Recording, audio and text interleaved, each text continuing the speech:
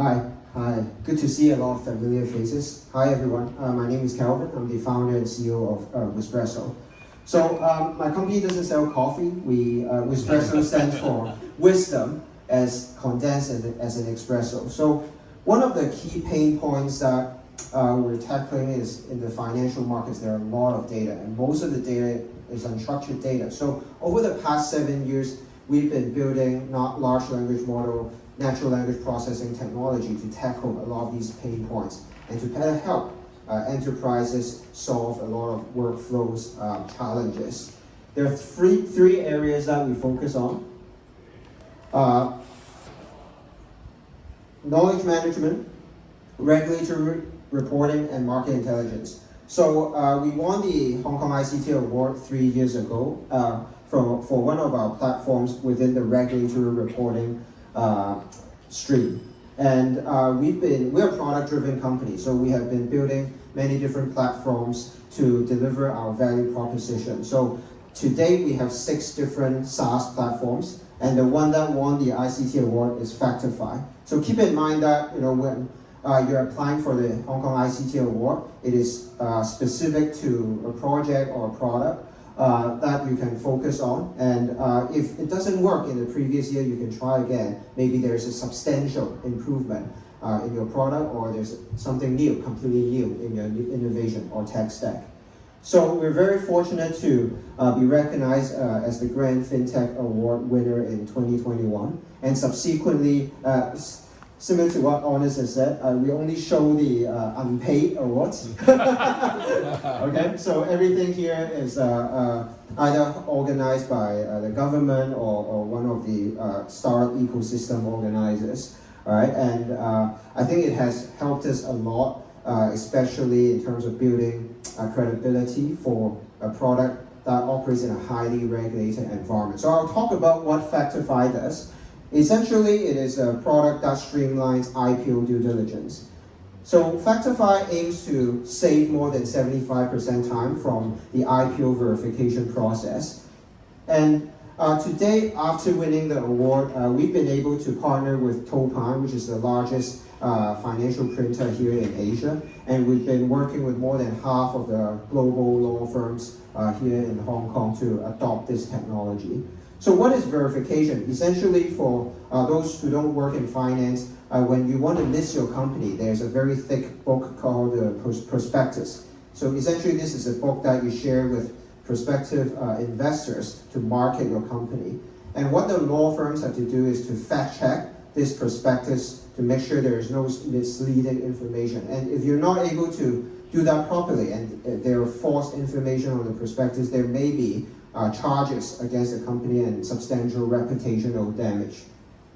So the traditional verification process involves 3 steps. First, when the lawyer receives the draft prospectus, you have to print out the whole book, and it takes maybe a few days to circle up every statement. So this is a 600-page plus document.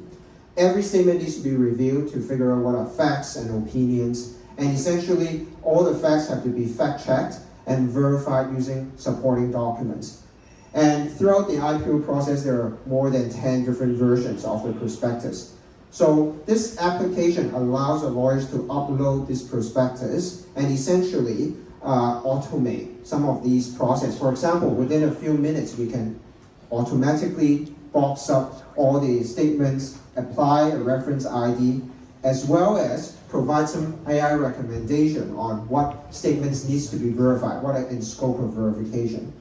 Then the law firms and the sponsor can upload different supporting document and automate the fact-checking process. So our AI will actually recommend information to facilitate the fact-checking.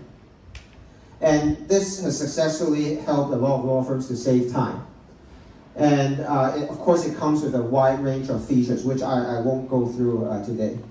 So I think one of the key focus is, this is a tech award, so focus on the technology stack, but also emphasize on how, depending on the nature of your application, how secure it is or how advanced it is in terms of the technology that you're working on. It could be AI, it could be cybersecurity, and so forth. So we have a lot of work done for on the cybersecurity perspective for all of our products. And some of these information we also publicize on our website publicly. The other use case I briefly want to share today is on ESG, so another hot topic. So we have been also building ESG platforms to help different stakeholders like listed companies, financial institutions like banks, asset managers to accelerate their ESG journey. So today we have helped the Hang Seng Index to formulate all the different new indexes, especially on ESG index. We also power different banks on their sustainability financing workflows, so automating some of the ESG benchmarking workflows. And we work with a wide range of associations, including IFTA, our leading organization, to also accelerate the ESG evaluation process, especially for some of the ESG awards and sustainability index. And yeah, so for the Hang Seng Index use case, just here a bit of sharing. So nowadays, the Hang Seng Index create a lot of thematic index, essentially telling you what to invest in for ESG themed products. How we help them is extending our natural language processing technology, and using just a few keywords, the index manager is able to screen companies very effectively. So it's another form of due diligence using our technology. And we're essentially solving a few pain points from doing the modeling, screening companies for thematic investment, creating insights for banks and customers, as well as providing different data feeds. So just a few examples. We actually cover more than 13 different capital markets. We have over 15 million documents in our database, and we can find relevant information using large language model very efficiently. And we can also evaluate ESG reports automatically using either the client's framework or our framework. And we're very specialized on reading ESG reports and other company disclosures that are quite domain specific. So that's the data that we cover. I'll just leave a bit of time on talking about the award.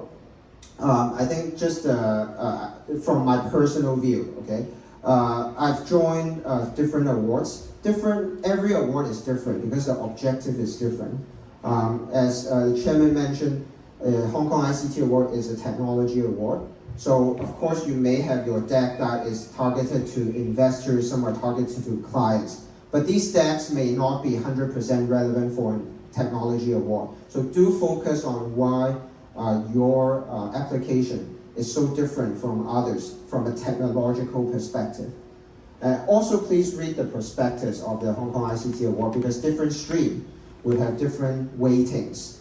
And depending on the weighting, the way you tell your story may be slightly different. So there are weightings that focus on market potential versus track record versus the technology itself. So pay attention to what stream you focus on. And last but not least, always presentation is about storytelling.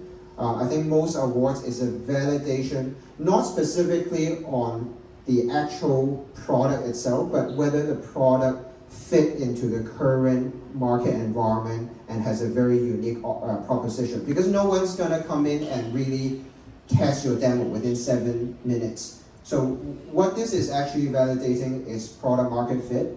It's whether you are applying the right type of technology in the current environment. And I think all the judges are veterans in the industry. They're veterans in banking, in asset management, and Web3 and so forth. So they have seen a lot of different examples of how different applications or technologies are applied. And it's very easy for them to figure out whether this is still up to date or this is something from 3 years ago. So do focus on technology and the application and then the product market fit as well. Okay, so this concludes my presentation. Thank you very much, and thank you, ITA.